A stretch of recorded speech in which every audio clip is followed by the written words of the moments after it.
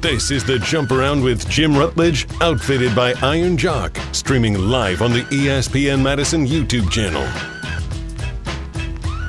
This is the Jump Around 3.0. We are presented and outfitted by Iron Jock. Go to ironjock.com. You can get 40% off with their Black Friday deal, so go to ironjock.com. That's Iron Jock with a C. The Jump Around outfitted by Iron Jock, and proud supporters of Badger Athletics, Badger players. Iron Jock has been, and also a supporter of the Jump Around, so we appreciate them. So be sure with your Black Friday shopping to check out ironjock.com. That's Iron Jock with a C. All right. So Badger football, how are we feeling? The state of the Badger program does feel like it's in, I don't know if disarray is the right word. But I was out and about today. I am Jim Rutledge, primetime Wollersheim behind the glass. And honestly, lots of questions about the Badgers aren't going to fire Fickell, right? And not that they didn't want him fired. It was more of like we can't do that, right? And no, from what I understand, I think you got a minimum of 2 more years of Coach Fickell here with that buyout number. But I think that allows us an opportunity to look forward, and we'll talk about all that looking forward in a minute. But these fire Fickell questions pop up because, well, the Badger fans are restless, especially after a disgusting performance against Nebraska. 44-25 was the loss. I don't care about Braden Locke looking serviceable. I mean, how much of that was not quite garbage time, but, was not meaningful? Any of those, one of those touchdowns meaningful through an interception. He's mid. He's just a fine backup. He was mid-plus in this game. Okay. Give him credit. He played a solid game.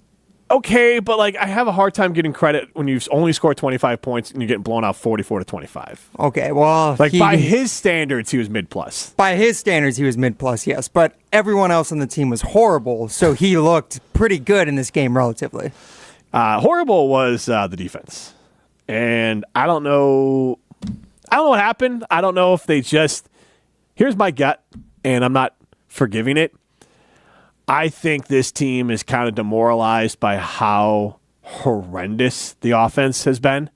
I honestly think firing Phil Longo from Luke Fickell was a tell that he knew that this team it's not like I hate between the offense and defense, but I get this vibe that the defense is deflated by how inept and impotent the offense has been, that I feel like it affected their performance against Nebraska. It's just the effort. I would agree, and I think it has more to do with the special teams was bad in this game too. I mean, they missed 2 field goals. Yep. The offense got off to a slow start, and it was one of those bad matchups. It felt a little bit like the USC game where Nebraska had some towering wide receivers, and they kind of picked on the Badgers' corners a little bit. Ricardo Hallman had some bad moments in this game, but it just kind of quickly snowballed. It felt like the entire second half of USC for a full game for the defense. And if you're that defense, and I'm not forgiving any of it, but one, what's your mindset coming into the game after playing that amazing defensive performance against Oregon, one of the top offenses in college football, and your offense just can't do anything of note outside of one what feels like a lucky throw to Vinny Anthony. The 2 touchdown passes to Bryson Green were nice throws. Both the touchdown passes. I'm talking against Oregon. Oh, against Oregon. So yes. So that's your mindset coming into the game. The defense is oh man, why? I'm not saying they come in we're not going to try, but it's just one of those we played a game of a lifetime, a game that should have made us legends with Wisconsin, because these are still kids, these are still young men. So there you have that in your head, and we did that against Penn State too, and so this lingers for you. And then all of a sudden, their other letdown was after Penn State, and then it goes on the road to Iowa. Yeah. So you're noticing, and these road games, yes, defense does not play nearly as well. True, but also they're coming off performances where their offense has basically underperformed, has not helped them out. And so the defense maybe comes in with not the most locked-in mindset. Also, there's something to be said about going from Oregon to Nebraska, and it's not right, but in your head, you need to prepare for Nebraska like you do Oregon, and then you're going to kick the snot out of Nebraska. They didn't do that. They made Dylan Raiola look like Dylan Gabriel. Right. Now, there's a little bit with Nebraska where he looked like that early, and then the offense went off the rails, and they brought in Dana Holgerson off the sidelines. He was like a special assistant in the last 2 games. Raiola's played better. They now have a 2-game winning streak, and he's looked capable, which is something that an offensive coordinator can do. But I also think there was something in the mindset of the defense, you start to get behind. You're not playing perfect, and then you start trying to outplay yourself. You go for a big hit instead of a clean tackle. You maybe you lose gap assignment because you're trying to make a play because you don't trust the offense. So I think it's more than just the defense as a whole. I do think there's a lot going on with this team, but I do think a lot of it comes from they haven't played complementary football really since the Northwestern game? Rutgers, Northwestern, yeah. I mean, Northwestern, you could say that it wasn't even really complimentary. The offense wasn't great that game. Purdue was all around good everywhere, but even at its best, what would you say this defense is? Like scale of 1 to 10? I mean, it's hard to say because what they did against Oregon should be repeatable. It should be, but I mean, that's a lot of them bowing up in the red zone. They gave up a lot of yards in that game too. I mean, they played really well, and they played well against Penn State too. But I think even at their best, they're not elite, right? No. I feel like they should have the expectation year in and year out to be like a top 5 in the Big Ten, where that puts them overall. Okay. Yeah, I mean, that should be top 20. Yeah, so like that's what they need to be. Because let's be honest, at times, and I'm talking in this Big Ten. Exactly. Because let's be honest with ourselves a little bit. The defense at times when it's like, oh, we're top 10 in the country. And then when you played like a bowl game, like it didn't necessarily show up. So well, once again, that's the offense not providing the support. True, but I mean, like I always thought the Badgers, even when they had like top 5 defenses, were more like top 15. Like if you put them like truly up against the top maybe defenses not top 5, but they had some really good defenses. Top 15 is a really good defense. Yes. So I do think Wisconsin should have the expectation, we'll just say like this, a top 25 defense. I think having a top 25 defense and in the end a top 25 offense is not out of the question. And that puts you kind of what I think you'd get year in and year out of the Wisconsin Badgers. But I want to move past that game because I want to talk about a game the Badgers, I think, have a good chance, a pick'em's chance to win, and that's against Minnesota. You could be a winner by going to Ho-Chunk Gaming Madison. That's where winners go. Millions of dollars are won every single week. Over $1 million are won every single weekend at Ho-Chunk Gaming Madison. Go be a winner and go to Ho-Chunk Gaming Madison. So the Badgers have one of the biggest games I can think of, at least since Brett Bielema has left, coming up here against Minnesota. And I posted this question on social media. I got one response saying that this was the biggest game since the Badgers played Michigan State in Japan. And a fan tweeted out a picture of a towel he got from that game. It's an amazing piece of memorabilia. And then we had someone else saying, who cares? Badgers are this is beneath the Badgers. Bowl game or not, this season is terrible. I'm going to disagree with you on that. Bowl game makes a difference. We can still be disappointed in the season.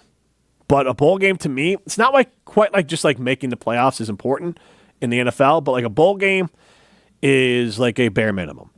And if the Badgers don't make a bowl game, they haven't done the bare minimum. And that's kind of what I look at it for this season. I'm not happy with it, but at least they showed up to class. You know, it's like one of those things. Like if you're taking a class, like what's the bare minimum? Show up, do some of the homework. Like, I just want the bare minimum out of the Badgers this year, which is a bowl game. I was going to ask, the way you phrased the tweet I thought was actually perfect, where you said off-season vibes are very different if they lose. Yes. Do you think the off-season vibes are better if they win? Like, not saying that, like, obviously they'll not have lost, so that's better. But do you think that there's really much to truly gain outside of bowl games when it comes to morale for the fan base? Yeah. Okay, look at it like this. Last year, we were pretty low, and they beat Nebraska and Minnesota. And the vibes were better than they were at that point. The vibes are very low right now. The vibes are the lowest they've been in the They're Fickell era. only going to get lower, so it's not even... But I'm saying, will the vibes get higher than where they are right now if they make the bowl game? Incrementally. Because here's the thing. It's senior day. People feel good about winning on senior day. It's the Axe game at Minnesota. It's the rivalry.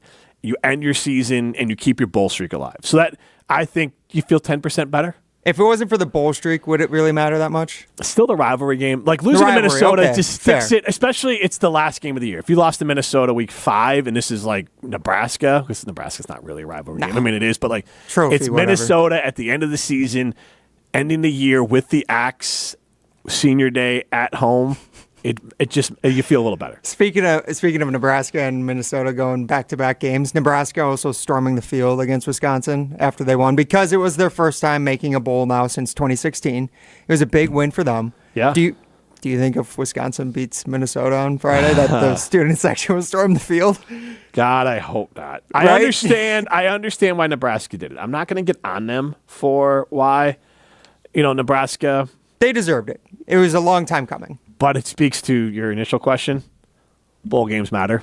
Like, keeping that streak going matters. So does it matter enough for the students to storm the field against Minnesota? I think we tried to do the math yesterday on Jim, Matt, and Molly. Mark Tauscher brought this up. But you get 14 extra practices times however many years. I think the Badgers 150 plus bonus practices because of going to a bowl game. Yeah. That matters. And this team needs practice. They need more practices. At the same time, I'm ready for the season to be over.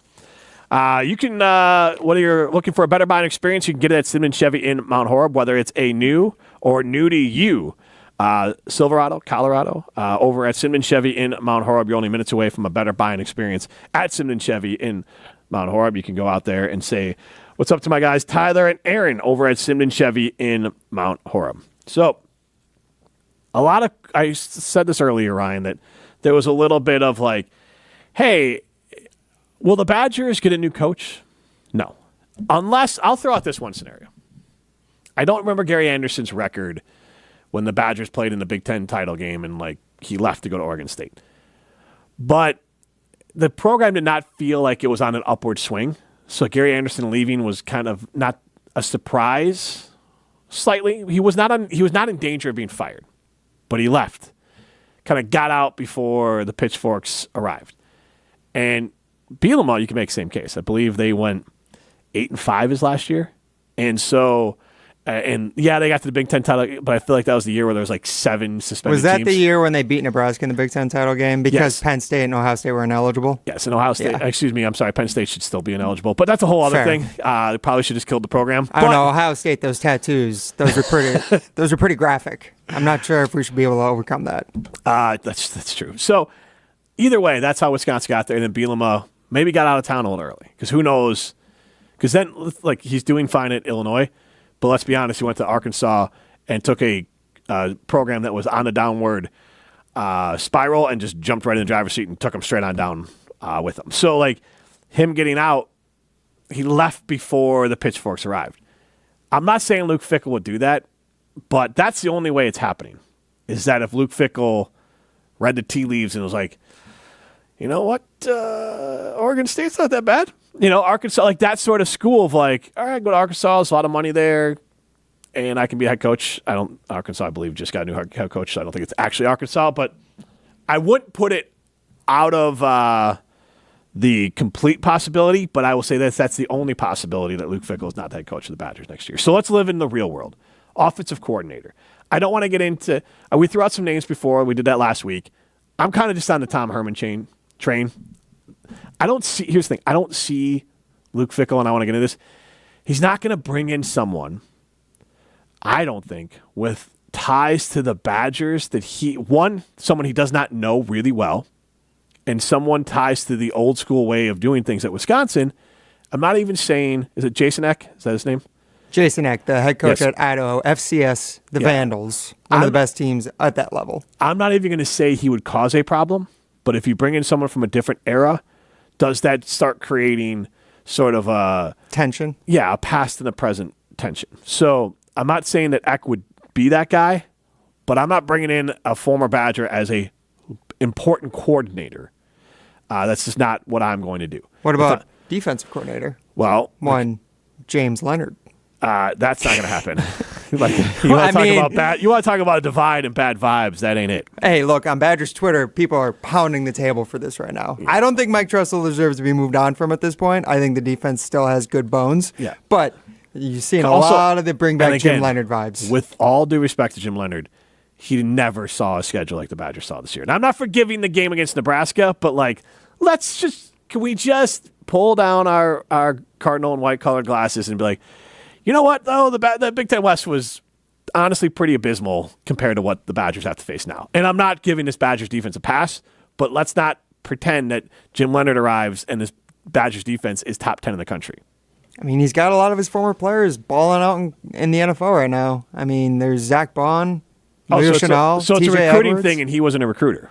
Well, he was good at developing these guys, though, too. I mean, these guys were coming in as quarterbacks and leaving as Pro Bowl linebackers. Okay. I mean, there's something to be said. But now, he was safety and secondary coach. Exactly. So, True. And that was the one thing they were missing, and that's the one point of optimism for the Fickell and the Tressel era, is that their DBs are going to be very good. And I like Jim Leonard. I don't like the let's look back at the glory days. Everything in the past was great. I'm honestly, here's the thing. I'm not a look backwards guy. Like, I'm a look forwards person. And like looking at Jim Leonard and Paul Chryst, Paul Chryst is backwards. Jim Leonard, it's not happening. So stop with this, him as D coordinator. And also, let's stop pretending. Are the Badgers slightly better with Jim Leonard? Yeah, because maybe if their quarterback gets hurt and you're not running the air raid, then maybe it matters less. But a game? This is not a playoff team if Jim Leonard's the coach. No, it's definitely not a playoff team. But they have a bowl. We know they have a bowl for sure. That is true. Because, he beat Nebraska 15-14 to get bowl eligible last time. I mean, just dominating performance. I mean, bowl's with a bowl. Players as we said, right? The bowl's a bowl. Right. But I just like the Polk Coles, but I also like Jim Leonard. But I also feel pretty confident in saying, and we get back to the offensive coordinator position, he was not going to run Paul Chryst offense if Jim Leonard took over. He was going to run some variation of the power spread. I feel pretty good authority that's what would have happened if Jim Leonard was going to be the head coach. It was not going to be Paul Chryst offense. Interesting. They were not going to do that. Because that offense, the way that Paul runs it, is pretty rare in college football. And realistically, I actually think it's harder to recruit that offense. Because you look at Michigan. Well, Michigan's got the best damn players in the country. And so, yes, you can run whatever offense you want to run. And you can run an offense that says, we have 15 plays, and we're just going to ram it down your throat because we're just better than you. They have that one position they're missing, though, on that offense. Right, but maybe not anymore. They pay for a quarterback. And $10 million is $10 million. Yeah. But my point is the power spread, whether it's Notre Dame or Cincinnati back, obviously with Fickell, you see Ohio State run it. A lot of schools run a power spread. Power spread is what I want to see at Wisconsin, which is why I go back to I feel like Tom Herman.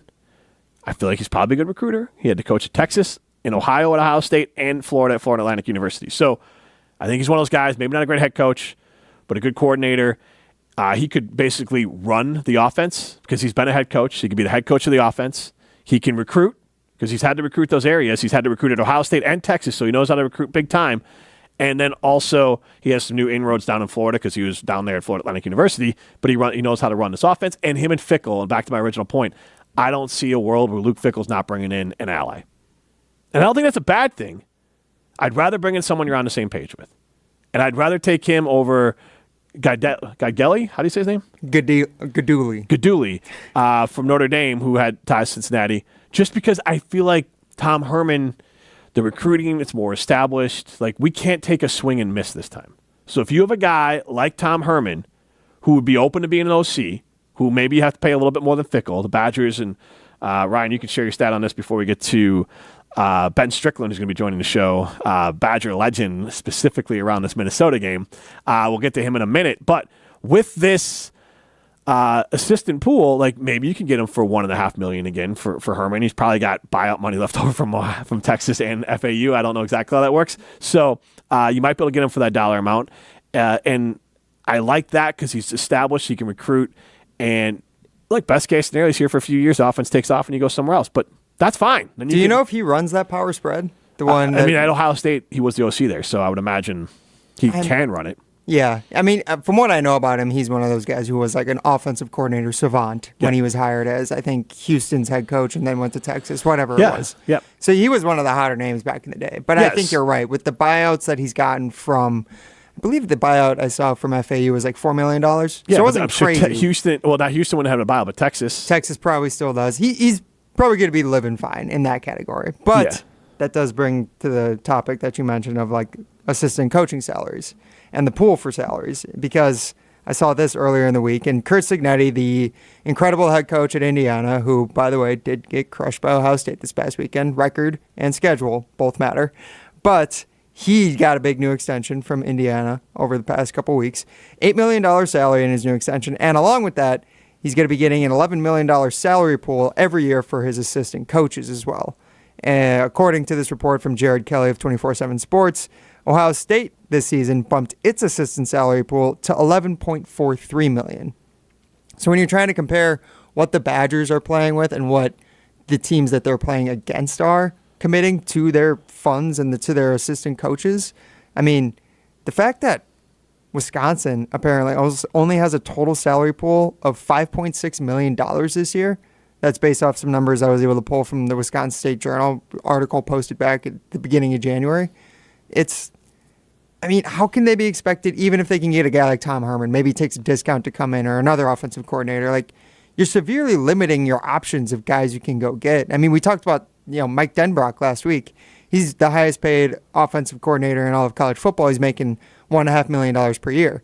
But based off these numbers, I don't see how the Badgers could ever even try to compete with those sorts of numbers for an assistant. And when we talk about how important this hire is, like, you probably want to expand the pool of options as wide as possible, right? I mean, Tom Herman, maybe he's the guy, but you want to exhaust every possible option.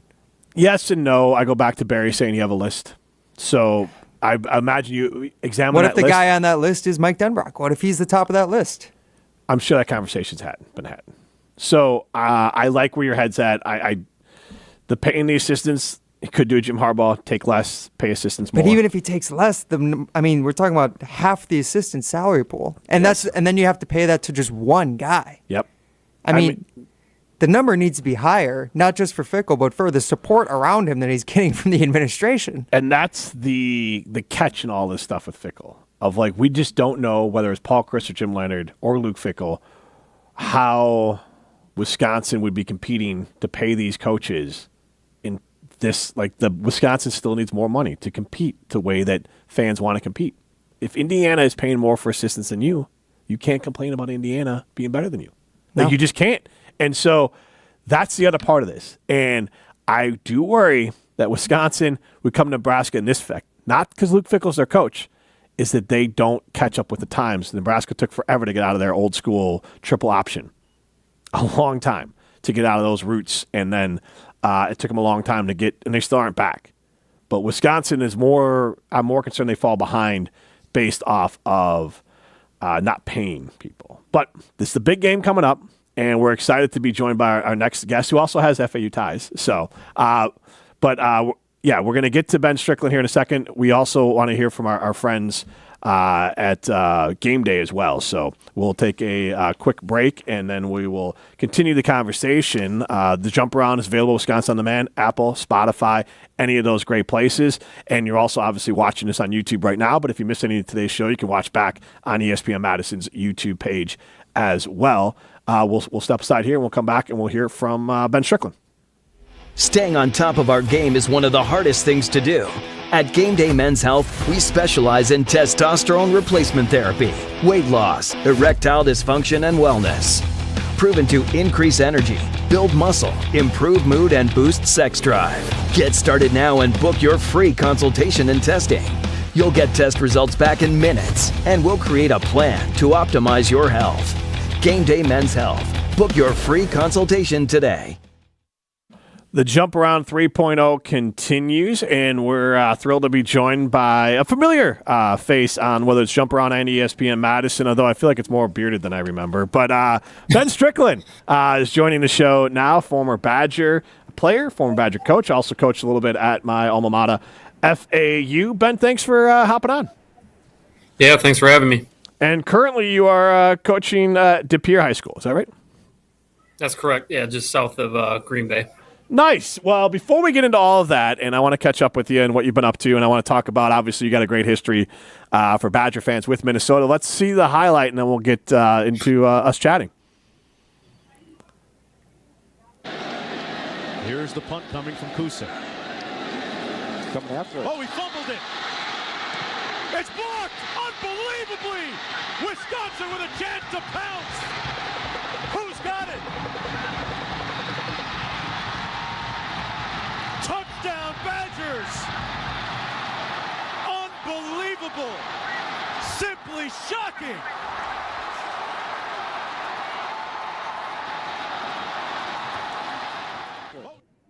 Well, it was great for Badger fans who have had a tough year. Wanted to see the look of shock and dismay on all the Minnesota Gopher fans' face in that ESPN highlight. But Ben, walk us through your own play-by-play of that play and kind of your emotions and everything after it all happened and how it went down.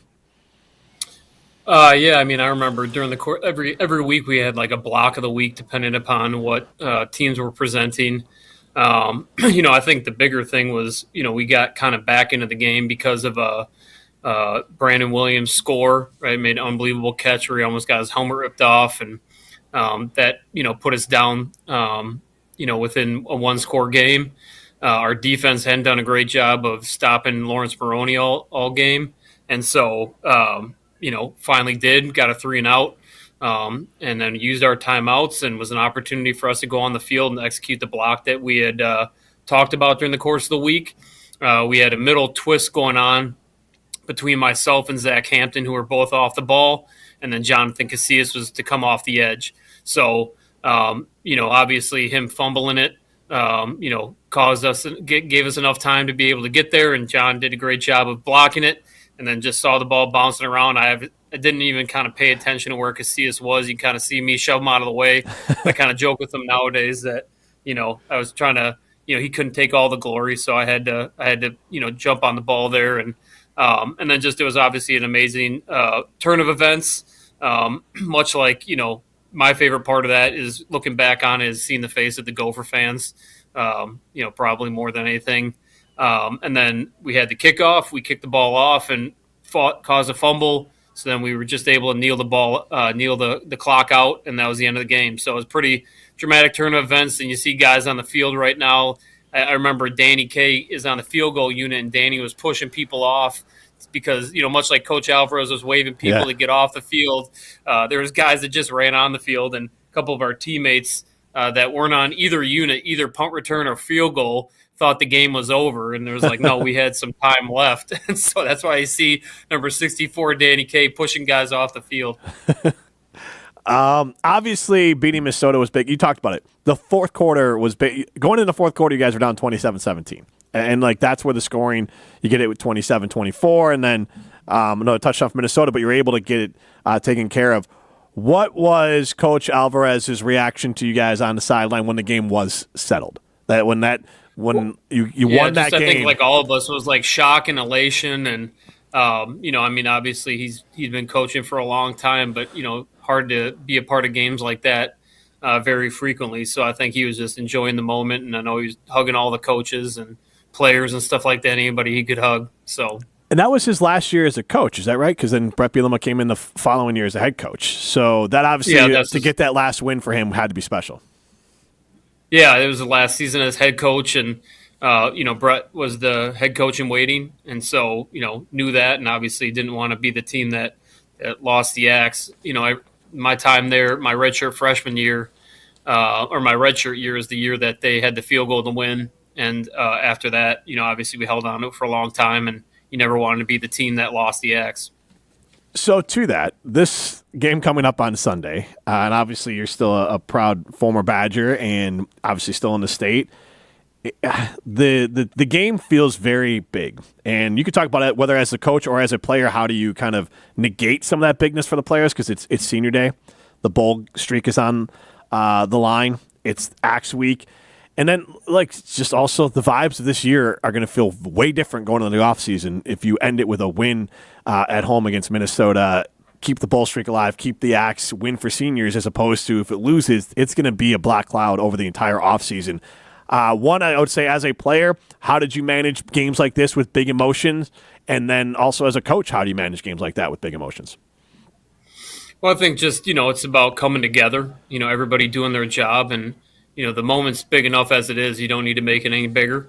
And the rivalry game and playing for the axe. And so, the focus became just on doing your job, doing it the best of your abilities. And, from an emotional standpoint, it came down to making sure that, you're more physical than the guy across the line from you. And that was always stuff that Brett and Coach Alvarez talked about, in the years that I was playing. Was just, you knew it was going to be a physical ball game. It didn't matter the records, didn't matter what happened during the course of the season. this was the time to go out, execute, and have this season be a success because you beat one of your biggest rivals. And so this season, obviously, the Luke Fickell let go of Phil Longo during the season. That's a little different. The players, obviously, with NIL and all that's a little different as well here. But as the players kind of head into the offseason and there's a new coordinator coming to town, I wanted to ask you, and you don't have to get like great detail, but as someone who's played in the Big Ten and has obviously still follows the Badgers and is a coach himself, like this air raid maybe isn't exactly what Wisconsin will work here. I know at Cincinnati, Luke Fickell ran more of a power spread. Same at Ohio State, obviously, when he was defensive coordinator, they ran that. Offensively, how do you think the Badgers can kind of blend, moving into maybe a more modern era than what Paul ran at Wisconsin, but without going to what at times can feel gimmicky in the air raid and maybe doesn't work as well in the Big Ten, even though the Big Ten's expanded? It's still a tougher offense to maybe recruit the skill players needed to do that at Wisconsin? Well, I think just the biggest thing is, whether it's offense, defense, at the college game, obviously you have the ability to recruit. And so you have to understand who you are and what your identity is. And but that can look a lot of different ways. I mean, it could be air raid and taking advantage of numbers, but still being able to simplify the box and run the ball. Or it could be getting to 21-12 personnel or 22 personnel and running the ball downhill and play action pass. And I think it's just, any good system, is playing to your strengths and understanding, the type of kids that you're going to be able to bring into the program, how you being different, that can be an advantage. And I think for a long time at Wisconsin, it was because there's a lot of teams that were doing a lot of the same things. And we were lining up in the eye and running the ball downhill, play action pass.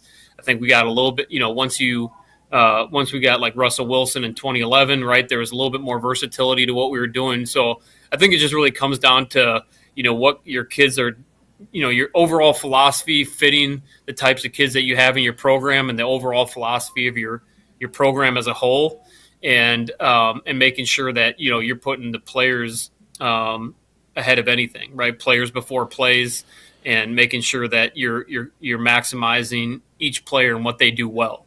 And, I think, with the offensive line obviously always being a staple of Wisconsin, running backs, right? You want to be able to continue to run the ball effectively, and any good team, can run the ball effectively. But being able to add another dimension just makes you that much harder. So, I think, whether they continue to go this direction or not, I think it's just you're going to get what you emphasize. And if you're emphasizing, throwing the ball, you better throw the ball well. If you're emphasizing run the ball, right, you gotta hang your hat on it. So, but I think, defensively, it was good to see, the guys play the way they did against Oregon. And again, it was how they played the game versus the outcome of it. And I think, kind of the same thing offensively and special teams is how you play and how you are attacking the other team and what you're about is more important than, maybe the outcome here as the season is dragged on. So, again, it's just, resetting the identity of what you want to be about and, really leaning into that and emphasizing every day in practice. And I think that's what Coach Alvarez and Coach Bielema did a great job of during my tenure there as a player is, we knew what type of outfit we were. I mean, Coach Alvarez always used that word outfit. And so, we're going to be a physical outfit. We're going to be disciplined. We're going to be tough. We're going to be where we're supposed to be. And, we're going to make sure that, we maximize our potential by how we develop in the off season and then making sure that we understood the game and played smart football. Talking with Ben Strickland, who is now the head coach at De Beer High School. And then I wanted to talk a little bit about, so with the NIL, you've seen, obviously you played college football, and then you coached as a DB coach with Wisconsin, and then a little bit with FAU. And then now you got back into coaching as a high school coach, and there's talk that there could be some sort of NIL even on the high school level. So how do you think, because obviously you've been out of college football before the NIL came in, but you have kids going to college and NIL could be on the table for them and maybe comes in for high school. How do you think NIL has changed recruiting and trying to be a coach, whether it's college or high school level? I mean, I think it's just thrown another factor into the recruiting equation. And maybe that factor has a multiplier in terms of, drawing kids in. But I think at the end of the day, it's finding that right fit, both, for the kid coming in as well as the kid for the university and the school he's going to play for. Because, if one school's offering you a couple thousand more than the other school, is it really worth it? And so making those decisions about, all the factors and how they play in, and finding guys that want to be there for the right reasons, that are a right fit for the program and make you better. But also, making sure that, again, this is a business once you get to the college level. And so you have to maximize your time and maximize your potential. And, you can either take that in a short-term perspective, or you can take in a long-term perspective of a program that's going to develop you. And so, again, that's, do you capitalize on a finite opportunity, or do you see, the big picture? And I think that's where, those different factors come in at the college level now, and, takes, everybody being on the same page of what that looks like, at the University of Wisconsin compared to other places. With Coach Fickell, obviously, he's in a tough spot because he comes in and he replaces a beloved coach in Paul Chryst, who maybe wasn't quite didn't have the program built up to handle the NIL side of it. The coaching stuff, I think, would have taken care of itself. So now Fickell comes in, and then he runs the air raid. Jim Leonard leaves. There's not a lot of former Badgers around. So from a optics part of it, I think fans are just, people get restless when there's not familiarity. How important is it for a coaching staff to balance the nod towards the past when you were kind of brought in to maybe bring the team into the future, but also acknowledging that there are former players, whether they're as coaches or just former players in general, who can be ambassadors for the program? How difficult do you think it is to walk that line of acknowledging the past that you weren't a part of while trying to build a different looking program that still kind of follows into what was successful from the past? Yeah, I mean, I was around during the transition from Coach Bielema to Coach Anderson. And, with Coach Aranda, brought in the 3-4 defense. And, people don't maybe focus as much defensively as they do offensively about changes. But it was a system that was different from what we did. It was a little bit more aggressive. But it tended, it worked because again, it was a scheme that was allowed to fit around our players.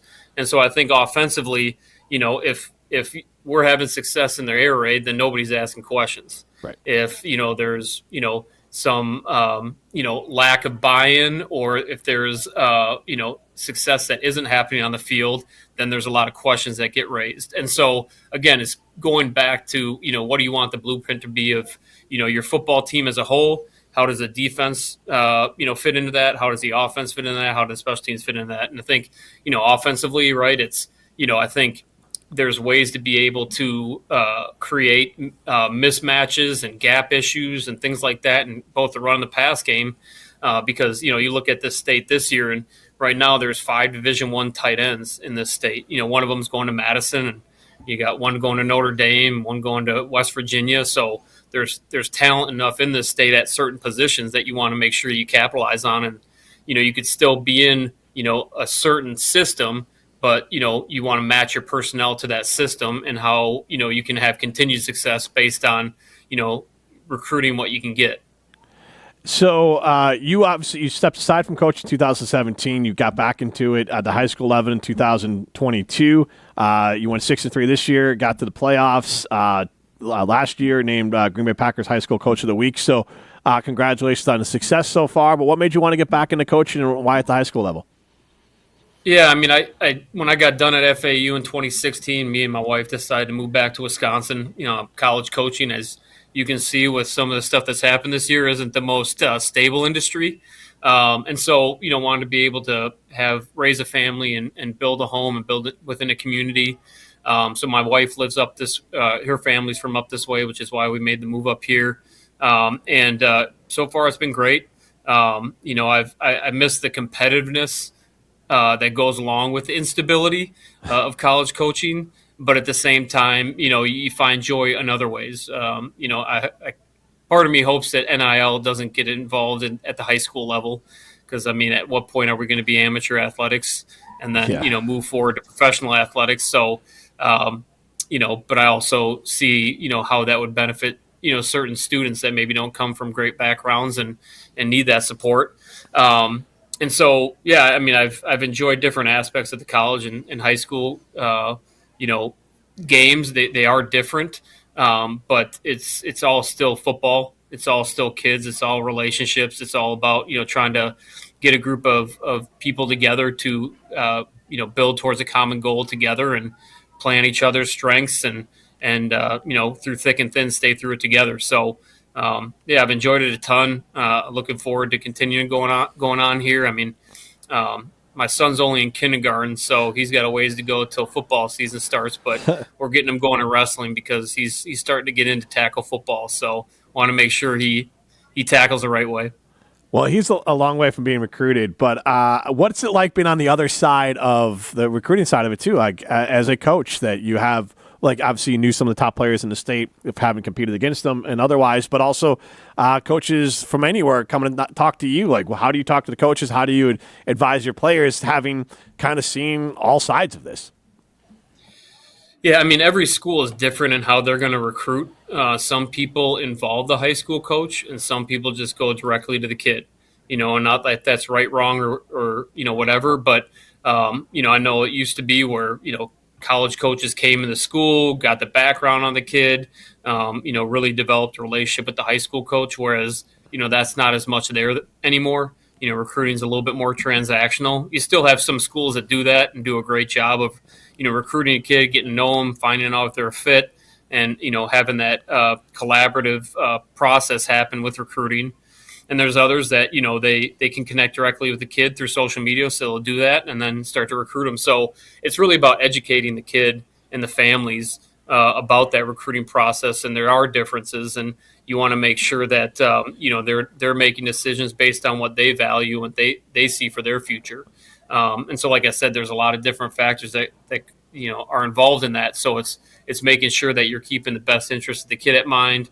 They feel like they have you in their corner as their high school coach, and sometimes you have to ask the hard questions that maybe they're not willing to do that. So I still think that the high school coach is an integral part of this process in football, especially because there is no AAU football yet. But I'm sure there is stuff going on. I mean, I know when I was down in Florida, we had some connections with 7-on-7 coaches and all that kind of stuff, but it still came down to the fact that you play high school for your high school team, and so it's it's a tough process, and numbers are changing too, with going to 105 roster spots, and what does that mean for walk-ons? What does that mean for how schools are going to move forward with the recruiting process? Can they scholarship 105 at the FBS level, or are they going to have to still have some walk-ons? So there's things to navigate there, but again, it's just teaching kids like ball's ball, right? Finding the right fit for you, where you have the best opportunity to develop and have a great experience playing the game and going to school. How did the Badgers recruit when you were here, and do you know how they recruit now, as far as coaches versus players directly? Yeah, I mean, when I was there, I mean, and under Coach Alvarez and Coach Bielema, we had one primary in-state recruiter, and I was that my only year as a full-time coach at Brett. And then under Coach Anderson, I was still the in-state recruiting coordinator, but we just felt like, I do give I appreciated Coach Anderson for this, because he wanted guys to get out in the state and help and make sure that we weren't missing anybody. And so, we had different guys kind of in different areas. And I think they've done that somewhat similarly, is they kind of, as far as what I understand it now, they kind of regionally have coaches in the state of Wisconsin recruiting the state, and then obviously they have their own regions outside of the state. So that's my perspective and how they're doing it now. When Coach Fickell got the job, I mean, he went old school, and he went on the road by himself, and went out and saw the coaches and talked to them, and I thought we had a great conversation, and I think the guy's a good guy. Want to see him do well, want to see him have success. That's the direction the athletic department chose. So as fellow alumni, you want to support that and try to make this place as great as it is. So last question for you. I'll ask you for a score prediction, and like, how are you locked into this game on Friday? I mean, obviously families around, and like it's a little different the day after Thanksgiving, but like, How important is this game for you, even years removed from playing and coaching? Yeah, I mean, personally, right, like this is the one game that, you want to see us win. Yeah. Not just because of, the rivalry, but also because the guys that are on the other sideline, Yep. the other coaches that maybe you don't think that they do things in a way that's the best way. So, yeah, just, looking forward to this game. I don't necessarily have a score prediction. What was the score? Was it 38-34 back in 2005? Yep. It's not going to be that. I don't know if it'll be that high scored. We'll say 21-17 Badgers. All right, I like it. Thank you for hopping on. It was good catching up. Yeah, thanks for having me. All right. Keeping me relevant. You're always relevant. You're a heck of a high school football coach right now. So good luck as the seasons continue. All right, thanks so much, Jim. Take care. We'll see you. That is, I would say, Badger legend this week. Ben Strickland with the legendary recovery off the Jonathan Casillas block. Ryan, you have obviously no memory of that, I would imagine. 2005, I was 6 years old. I got to be honest, I wasn't watching a lot of Badgers games on Saturdays. When I found the highlight, actually, that I pulled for the video stream, I was surprised by just how pixelated it was. I couldn't remember the ESPN broadcast looking that blurry. That's like when you look at the old school video games.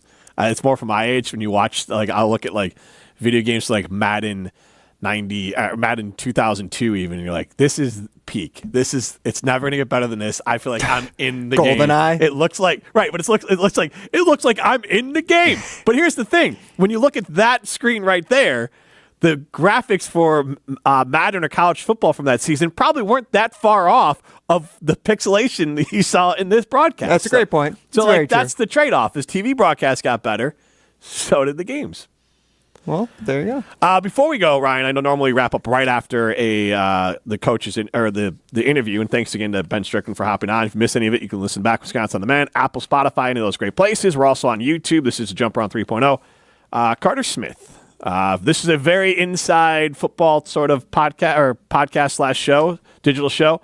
And here's what did you write this? Or is this your own scouting report? Oh, yeah, this is my scouting report of Carter Smith. I went down to Fort Myers, wrote it all up for us. No, this is from 24/7's one. I just like the scrappy part that I like. It's how they describe him. Right. This is from 24/7 Sports, one of the three major recruiting services. They describe Carter Smith, top 200 rated recruit, who's also the 2023 Gatorade Florida Player of the Year. Quarterback. He's a scrappy dual threat prospect that finds ways to win games, is likely going to need plenty of time to improve the mechanics and the footwork, but he has what it takes to elevate a Power 4 offense that wants to move the quarterback around and get them more involved in the running game. So that's the bare bones description of what we can expect from Carter Smith. I'm just going to ask a very sports talk radio-y question. Let's do it. All right. Will he have a better or worse college career than Graham Mertz, the quarterback he is closest as far as rankings recruited by? I told you, it's very sports talk radio. He is the highest rated quarterback prospect the Badgers have had since Graham Mertz. Yep. Yeah, he's the second highest, I think, in all of program history. Yeah. Will he have a better or worse career? I think that's with the Badgers specifically. With the Badgers. Yes. I'm glad you added that caveat in there because I think it depends entirely on the Badgers coaching staff whether he does or not. Because as you just saw, he's a great tools prospect. Yep. Can be utilized in a lot of different ways. And I think, as Coach Strickland just said, you find ways to make plays work for the players. Yep. If he's a guy who needs to get out of the pocket more and just take advantage of you with his legs, yep. Scott Tolzien style, maybe that's what they need to lean into. I'm sorry, Scott Tolzien did not. He did a little bit. Yeah, he was not him. Okay, fine. Yeah. Whatever. Russell Wilson. Basically, every quarterback but Scott Tolzien. But Russell Wilson was a hell of a passer. You're just showing your youth. I get it because compared to Hornibrook or Jack Cohen, exactly. Scott Tolzien, but Scott Tolzien was statuesque compared to Brooks Bollinger, Stocko, Tyler Donovan. Fair. Those guys were those scrappy little running backs who could throw the ball 25 yards in the air. And you would expect this Carter Smith, he should be a guy who's more than just scrappy runner. He has I think he's stacked up 4,000 career yards as a rusher in high school. He's a guy who will be a legitimate running threat. It'll be a lot different than what I think we're used to seeing out of Badgers quarterbacks. But I think with the power spread, and as we've talked about, you take advantage of any of the inefficiencies or any edges you can get. Having a guy who can win multiple ways, having an offense that can win multiple ways, we've never seen that at Wisconsin. So it's interesting, beyond him as a prospect, this style of quarterback. I think if the Badgers coaching staff is worth its salt, they will find a way to be able to make him have a great career. He could have a Desmond Ridder type career with Wisconsin. I mean, that's probably what the ceiling you would expect out of him. Now, NFL, career afterwards. Folks. You're You're the one that actually sends out the clips from this. So clip yourself saying he's going to have a better career than Desmond Ridder. I mean, if he does, we should be well over the moon happy. Yeah, if he has 80% of Desmond Ridder's run in Cincinnati, I will be thrilled. I am. Look, this is the point to be excited about. Is recruiting is still high with Coach Fickell. I think Been you're very allowed. good recently. I think defensive coordinator. Yeah, Jim Leonard probably would have been better. Jim Leonard, it is. Can people stop? As you mentioned it, now I look at my timeline. It's a less than zero chance. He's not coming back to be the defensive coordinator. Luke Fickell would never bring him back. Because here's what happened. Yeah. If McIntosh, like in this imaginary world, because this is just the dumbest thing I've ever heard. In this imaginary world, let's say Chris McIntosh goes to Fickell and says, you got to bring Leonard back. We're going to pay him amount of money. You're going to do it. And Jim Leonard says, fine, for legacy and this is all insane. And being a Badger and being back home in Madison, I'll do it. Because the legacy to me is more important than my pride or anything else. I'll come in and be the D coordinator. Fickell's leaving. Like, he's not going to hire his replacement. Like, you know how untenable that would be? Talk about tension. They're not friends. I'm not saying they're enemies, but they're not buddies. Like, what was they that? coached a game together. Great. How'd that go? Guaranteed rate bowl. They won. They won that game. How was the interpersonal? I guarantee that was super awkward. I mean, everything about that game was awkward. Yes. I mean, Luke Fickell just kind of standing on the sidelines, not coaching, but on the sidelines talking to players. No, here's the thing. They were weird. respectable because there's mutual respect. Jim Leonard, a hell of a football player, Big Ten, NFL, a hell of a football coach, a football guy. Luke Fickell has been in Jim Leonard's shoes at Ohio State. And then he ended up going to Cincinnati and had the career that he has had so far. There's mutual respect. But that does not mean also he's firing his friend, who, I'm sorry, the defense has been fine. It has not been great, but it's been fine. It's been far better than the offense. Exactly. The defense is not the problem on this team. You want to talk about continuity, which we talk about all the time? Getting rid of the defensive coordinator just because isn't really what's in my top 10 things we need to fix with this team. You keep the O-line coach. I think he's doing a good job. The O-line looks good this year. Not against Nebraska, but otherwise it's looked good. We're not going to throw the baby out with the bathwater. The defense on the whole for this year, there's been Iowa and Nebraska bad games. The rest have been good. So it's not perfect. We need a higher standard. But again, I'm not throwing the baby out with the bathwater. And offensively, O-line coach is really the only thing. And maybe running backs coach. Those are the only things where I'm like, keep that, and then the rest, I don't care. Do whatever you want with it. Keep it. I would say Kenny Guyton, who's the wide receivers coach. He'll stay. Currently the quarterback / wide receivers coach. He's a very well-established coach. Again, I'm not saying to get rid of him. I think he will stay, especially with the ties to Fickell in Ohio State and depending on what they bring in. But the offensive coordinator is number one. And then we can get the players in the best position. Because if you get an offensive coordinator, they can establish an identity, and then more people can succeed at quarterback. All right, that's my little rant on the insane idea that Jim Leonard is coming back here to do anything but be the head coach of Wisconsin Badgers. That is more likely. Jim Leonard being the head coach of the Wisconsin Badgers next season is infinitely more likely than Jim Leonard being the defensive coordinator for the Wisconsin Badgers next year. And neither is going to happen. All right, on that note, happy Thanksgiving. This has been the Jump Around. Special Teams Player of the Week a few weeks ago. Here's the punt coming from Kusa. Coming after it. Oh, he fumbled it. It's blocked. Unbelievably. Wisconsin with a chance to pounce. Who's got it? Touchdown Badgers. Unbelievable. Simply shocking.